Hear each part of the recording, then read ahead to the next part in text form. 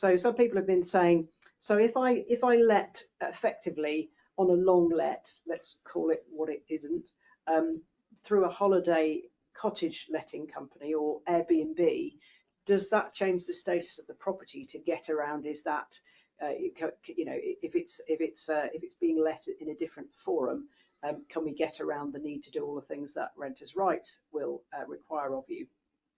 And the answer is I'm afraid no, which I don't think is the answer that the people asking the question were hoping for. But the fact a property is advertised through Airbnb as a continuously available property that doesn't have any restriction on the end result, and the rent or the rental fee appears to be more like an AST rent than a holiday cottage rent, it doesn't change its tenancy status, I'm afraid.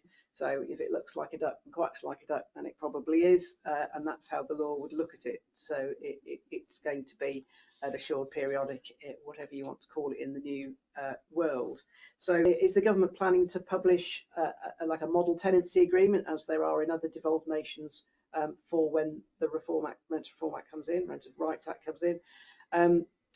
At this moment in time, we're not sure. We believe that it's going to be more like a set of ingredients that you're going to have to put into whatever contract you choose to use. So those people who use CRM systems and their tenancy agreements are generated by those CRM systems, they will have their ears pricked up and be informed to what those conditions are, what those terms are.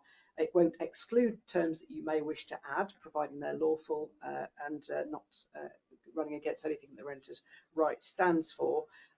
So at this point in time, we're not expecting a verbatim form that is the only form that you can use for the new Assured Periodic Tenancies. We're expecting that we'll have a prescriptive list of things that must be included but are not exclusive to the agreement. In the new world, you won't have a fixed term.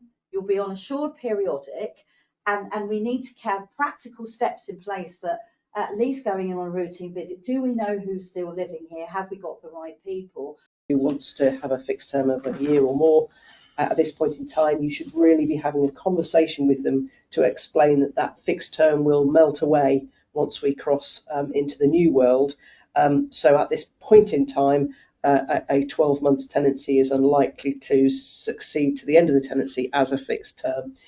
It will become periodic during that lifetime. The reason for having that conversation at this point is just because the tenant and the landlord, or both, may be relying on a fixed period of occupation, or in the landlord's case, a fixed period of income, and we might be a little bit risking consumer protection regulations if we haven't made them aware of something that we know that might change their decision from a material basis. So just have that conversation if fixed terms are being requested, that they'll be valid to start with, but they may then go away. Make sure your rents are up to date. That's another one, because obviously the mechanism for changing, I would say increasing, but it won't always be, but for reviewing and changing your rent levels will change. Make sure that what you're currently asking rent-wise is up to date at this point in time.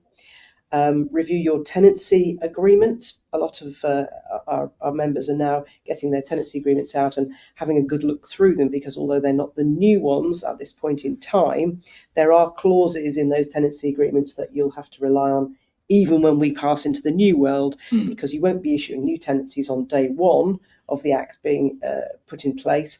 Those existing tenancies will roll forward. It's just some of the clauses will be invalid, such as automatic rent increases and fixed terms. But a lot of the other stuff in those tenancy agreements will be able to be relied on in the normal course of events.